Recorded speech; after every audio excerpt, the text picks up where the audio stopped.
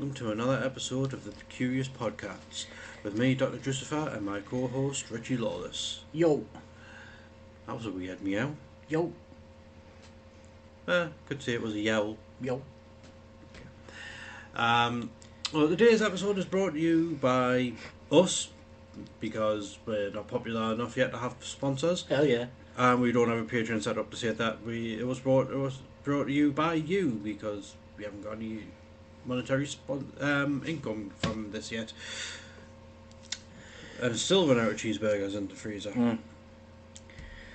Right, so this week I was mushroom hunting outside of Morrison's, and the witch obviously shook a bag of dreamies at us. Obviously I went running over, didn't question it, and says we've got a podcast, so I got a pack of dreamies and I'm here. You? Oh, very nice, very nice.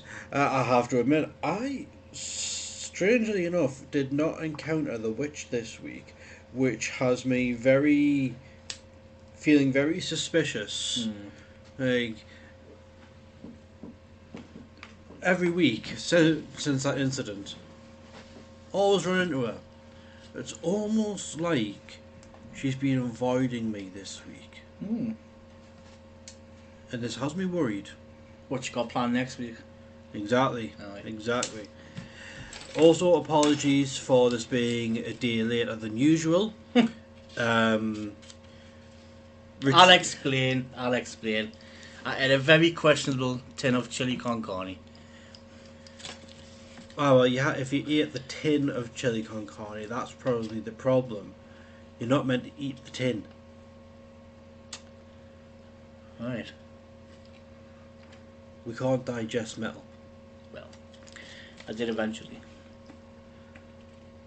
Oh, and today's guest, I forgot to mention, is Elon Musk.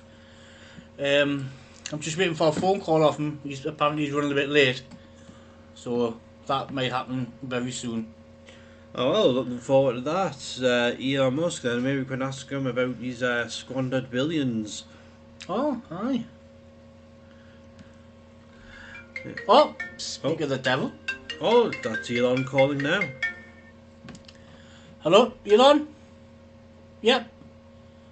You're on the bus? Yeah. Oh, wait. So the alligator got on? Uh-huh. It's a good job that woman had that shotgun, isn't it? Wow. Well, if you want, we can arrange it another time. If it's, I will get you to the hospital. Yep, no problem. Right, see you later, Leon.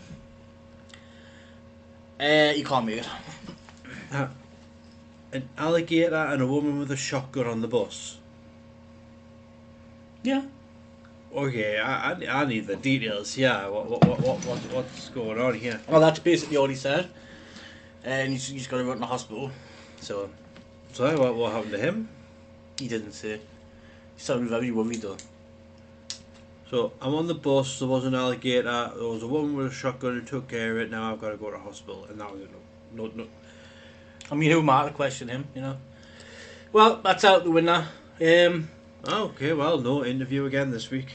We'll have to get someone else. I'll think of someone for the week. Don't worry. It's not his fault. I've been trying to reach out to Jimmy Neal still, but to no avail. So I'm not looking hopeful to get to us getting Jimmy Neal on the show so we can sort out that dispute. That's right. Okay, well then let's crack on with the show. Yo. So I came across a theory that I believe could actually be true. It's like it was captioned as a realistic conspiracy theory. But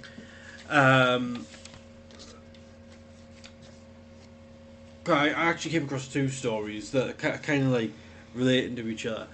The first one was the realistic conspiracy theory that it amused me to think about. Is that first-person shooter games are collecting countless hours of strategic battle data which can be used to feed a military artificial intelligence. Yeah.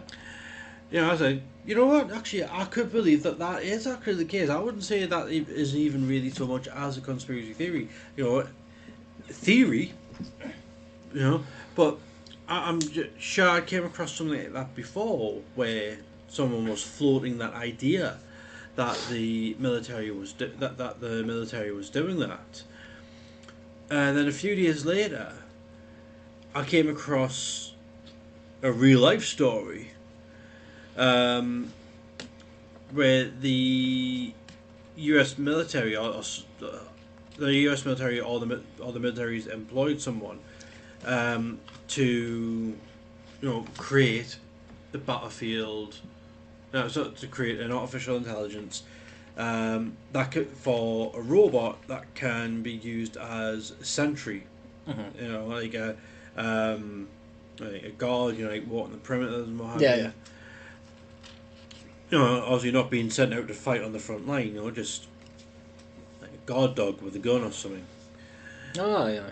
And they decided to test it out against Marines. Mm. And this is where it gets really amusing. What they didn't take into account is that the Marines that they have now are from our generation. Millennials, kind of. Yeah, and what were we doing like when we were younger, like teenagers? Well, maybe not so much you, but definitely me. Playing games and stuff. Playing games. And see, like, in the 90s, PlayStation 1, what game came out? Metal Gear. Metal Gear Solid. And what's something that you can do in Metal Gear Solid to avoid the guards? Oh, the classic hide in a cardboard box. Hide in a cardboard box. I shit you not. Those Marines hid from the AI robot in a cardboard box and it couldn't find them.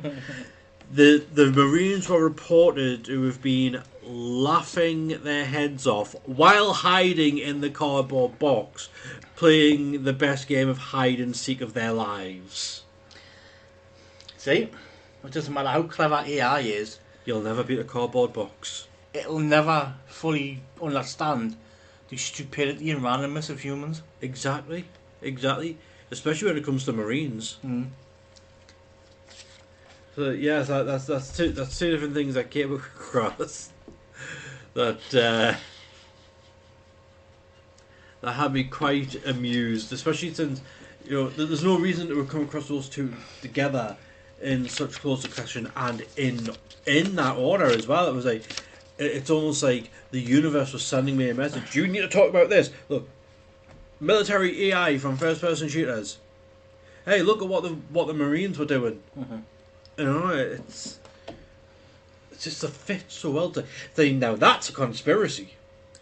Yeah. It's like the algorithms on online sending me those two things in the correct order as well. So they're listening. They know what I like. What would they do? I mean, all the algorithms and stuff, that's how it works, because it's kind of listening to you, in a way. Indeed.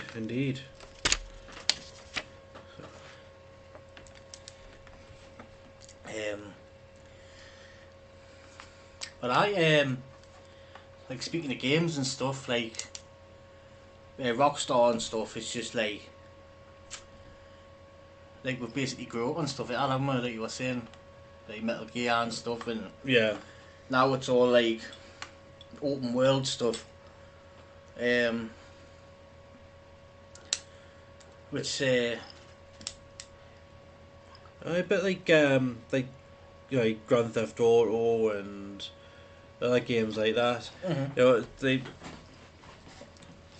I think probably one of the first open world games I know of will probably be the first Grand Theft Auto on the PlayStation 1. So you just drive and walk around wherever you want within the map, picking up missions as you go. Well, that's what I liked. It was the freedom about it, and I still do. And people say, oh, but I want realistic. It's like, well, realistic, you can't have fun.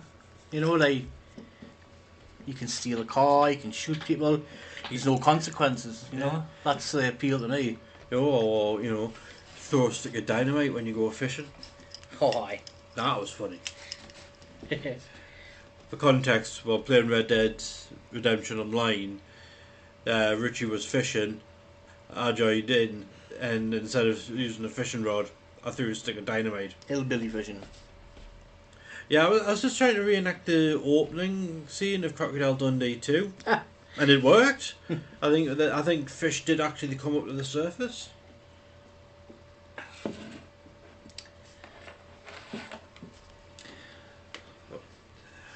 So, It's a squeaky chair you've got there. I know, it's a very squeaky chair. So I feel like I waffled on a bit there on your topic. No, that's fine. I kind of interrupted yours, to be honest. Well, that's fair.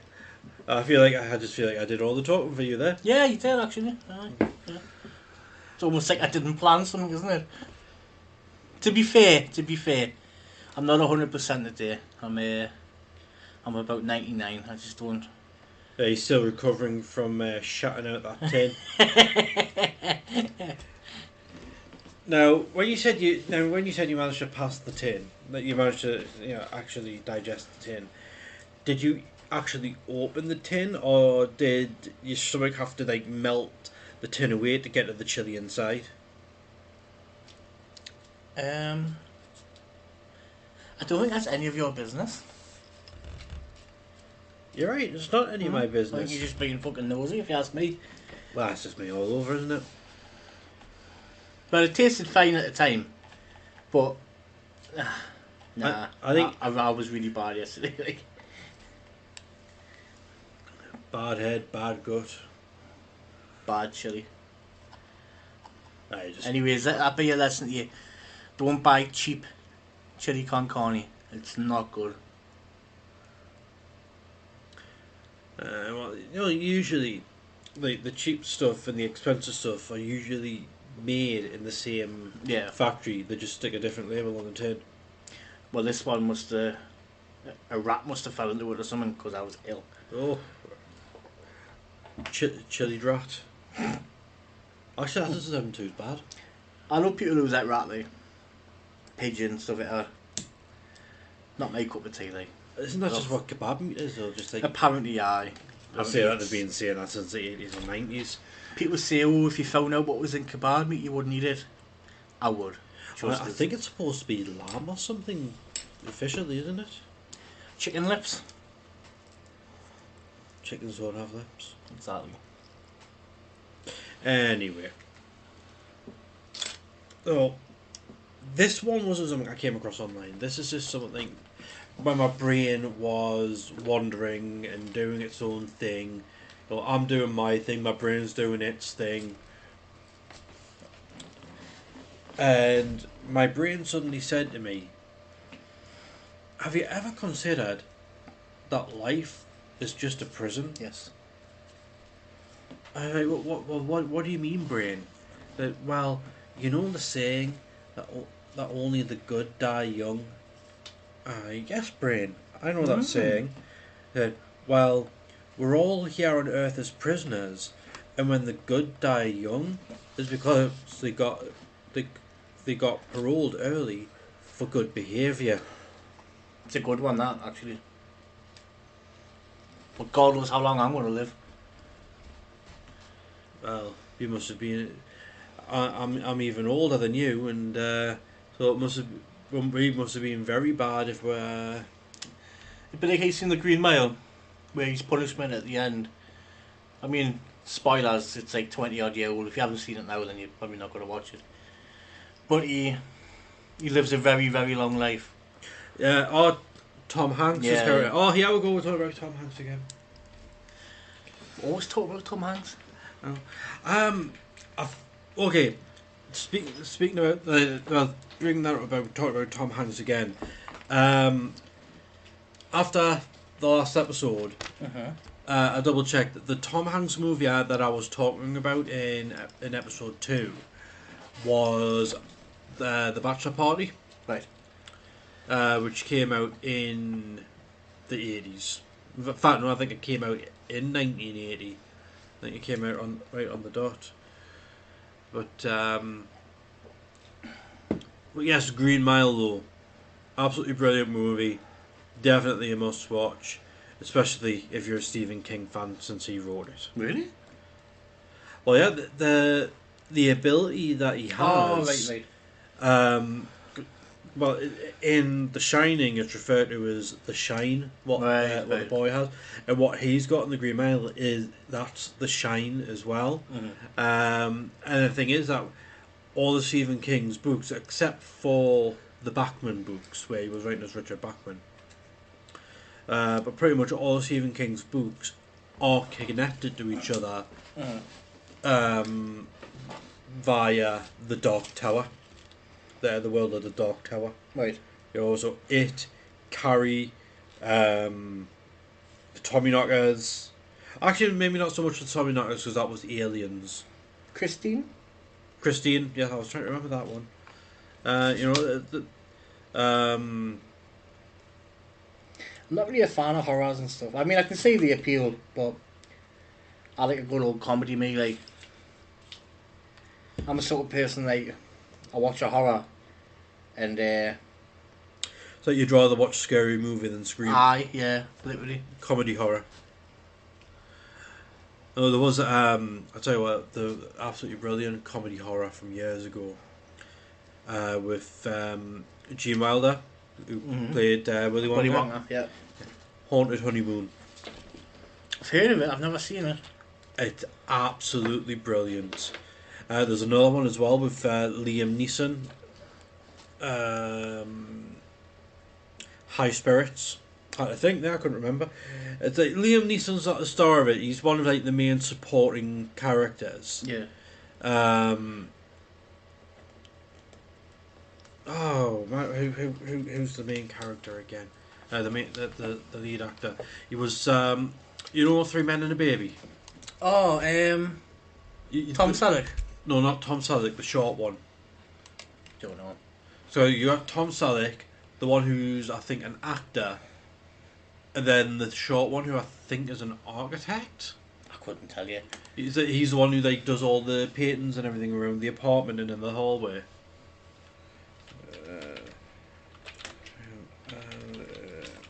I'll say that wrong. I just typed up High Spirits. Steve Guttenberg? Possibly. Bear in mind there was 3 men. I've just typed in High Guttenberg. High Spirits. Oh, Peter O'Toole and Daryl Hannah are in it. I think Daryl Hannah's the wife of Liam Neeson in it. Right. Yep, Steve Guttenberg. So yeah, you've got Peter O'Toole, Daryl Hannah, Steve Guttenberg, Liam Neeson is dotting around here somewhere. Oh, Jennifer Tilly was in it. Oh. Yeah, High Spirits. That's another sort of like, I wouldn't even say so much as horror, but absolutely, definitely comedy. Right. So yeah, but High Spirits and that was Liam Neeson there, Was it? sun in the bathtub. So Crescent, Stephen Guttenberg's character's wife. Right. Yeah, they're seeing the sort of like trailer video on IMDb at the minute. Yeah, definitely must watch. You'll have to come round. Well, yeah, we'll have to watch Haunted Honeymoon and High Spirits. I think the pair of them will have you in hysterics. Probably. They'll probably have. They might even have you laughing more than a certain person's text messages. I know he can have you crying. Aye. With laughter. Where me, I just make you cry. I'd give him a shout over. I don't know if you want one. The G-Man. The J-Man, aye. G-Man.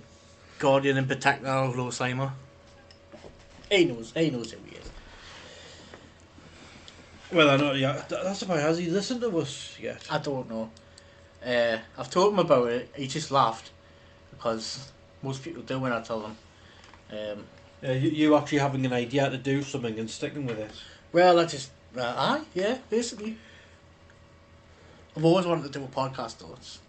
Yeah, I mean, I wouldn't say I've always wanted to do a podcast, but I've always been sort of curious about doing a podcast. And then when you floated the idea to me last year, I was like, but it wasn't even so much as you floated an idea at me. It was like, I want us to do a podcast together. Well, I was like, okay. I've always looked for the right person to do it with. But he couldn't. But I couldn't find him, so I chose settle with me. Bastard stole me joke. It was an obvious joke. Yeah, it was. Oh, I think that's it. That's it from me. Yeah, I think it's going to be a bit of a short one today. But I do want to say thank you to everyone who's listened. If you've come back and joined, we're massively appreciated. It's very amateur, but you know we will get better. I hope that wasn't an empty promise. No. Hey, it's episode 3. I've stuck to it so far. I am so wrong. I was right. This isn't the end of the show. We've missed something out. Oh, word of the week. And the Mandela effect. And the Mandela effect. I've got one ready here. Okay, you go first. Mandela effect. Right, Wizard of Oz. Now, do you remember the Tin Man? Yes. Can you remember him carrying anything? He was carrying an axe, wasn't he? No. Carrying a pistol. What? Yep. Google it.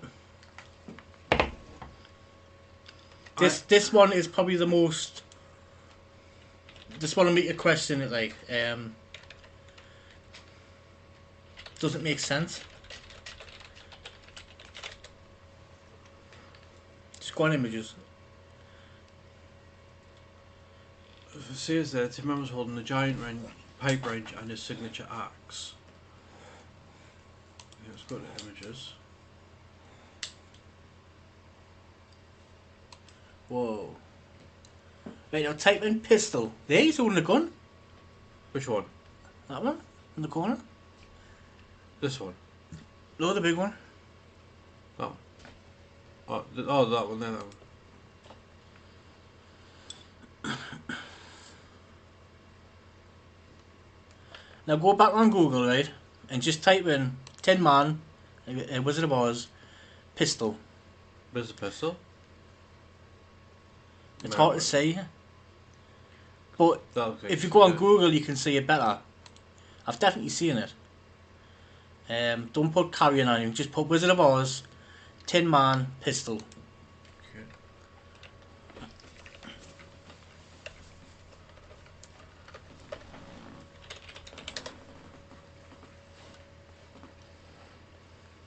There. Oh. Sorry, Scarecrow. Oh, wow. Now, can you remember that? No, I do not. So, I don't remember anybody having a pistol. but yeah, people listening, if you Google that, it will come up. The Scarecrow now apparently carries a pistol. I did. Yep, there it is.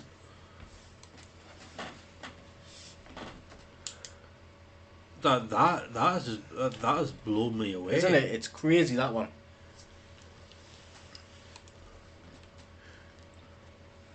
Yeah, that has absolutely blown me away.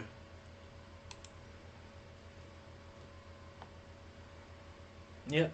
You have to search for that one, guys. It's crazy. That's quite. It doesn't even make sense for him to carry a gun. Oh, because I mean, looking at what I've just read there, he never fires the gun. Mm-mm.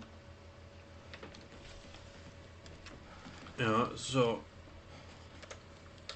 But then again, the Wizard of Oz set, the set has always been full of controversy. Like, it's a cursed movie, that. yeah, I mean, like the if you look hard enough, you can see One of the little people having hung themselves. Yeah.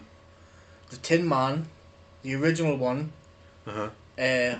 got poisoned by the... What? It was aluminum paint on his face. Oh, right, yes. Dorothy, I can't remember my name in real life. Julie? No. Anyways, she got assaulted and stuff. Really? Apparently, I. Really bad, actually, the film, like. That's something that we'll have to look into. It was like... we could do a full episode just on Wizard of Oz. It's weird. Anyway, should we do that next week? Just do a... We'll do that. Just do a breakdown of all the things that made The Wizard of Oz a cursed movie. Yeah. So there we go. We're actually planning a week in advance what we're going to be doing the following week. So next week is just going to be a breakdown of all the things that made The Wizard of Oz such a cursed movie. Yeah. Also, we should be getting Lenny Henry on the show next week. Oh, Lenny Henry, is it? Alright, Lenny Henry. My ma bumped into him and was telling him about a podcast and asked him if he'd like to join in and to be interviewed. He's like, yeah, great, if they're doing comedy, I'm all for that. And when my mum told me, I said, well, did you not freak out about the fact he was talking to a ghost? You're fucking horrible, you. Wow. Yeah, I'm sure you'll turn up. I don't think you'll have any issues. I can't really see that being a running event. Oh no, we'll never have the same person on twice. No. Especially not Jimmy Neal. Shout out Fire and Flame Friday. Anyone? No shout outs for me. But my word of the week is conscientious, which means wishing to do one's work or duty well and thoroughly, something neither myself or Richie know anything about. It's a good one. Mine this week is banana. Banana. You can eat one. Or you can shove it up your nose. I would say that would be painful, but we're just turning to mush as it's fitting through the hole. Depending on how big your nose is. Let's have a look. Not that big, mine. No. Yours is almost button nose. It is. That's why I'm so nasally. I'm like a pug. I've got to like force air from my nose. With me, I've just got like a giant Roman nose, which I inherited from my dad. Nice. Only when I was a kid growing up, my mum always used to tease me saying that I was going to end up with I was always going to get a nose like my dad's, and I would cry because my dad's nose massive. Is it? Proper big Roman nose. And I would cry. I was like, I don't want a nose like my dad's. I don't want a nose like my dad's. And as I got older, I ended up with a nose like my dad's. So she wasn't wrong. No. She wasn't wrong. Let's say that. I think my mum was predicting the future because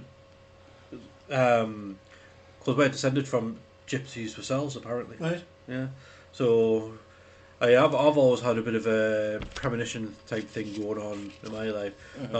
I think my mum had a bit of a premonition thing going on, so she knew for a fact I was going to end up with my dad's nose. Yeah. There was something I was going to say, but it's gone, so it can't be that important. Hopefully.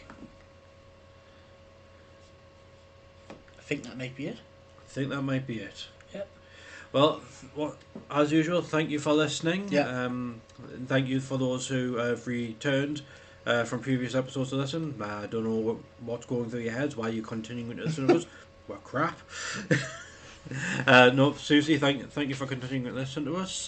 Be sure to tune in next week, where we will be doing a breakdown of the original Wizard of Oz, and what made it such a cursed movie. Well, on that note, it is goodbye from me, and goodbye from him. And remember, it wasn't curiosity that killed the cat. It was probably another cat. That is very true. Evil. Well, the cat probably got curious about another cat's territory, and that means the curiosity still killed the cat. Just don't trust cats. Especially us. Goodbye.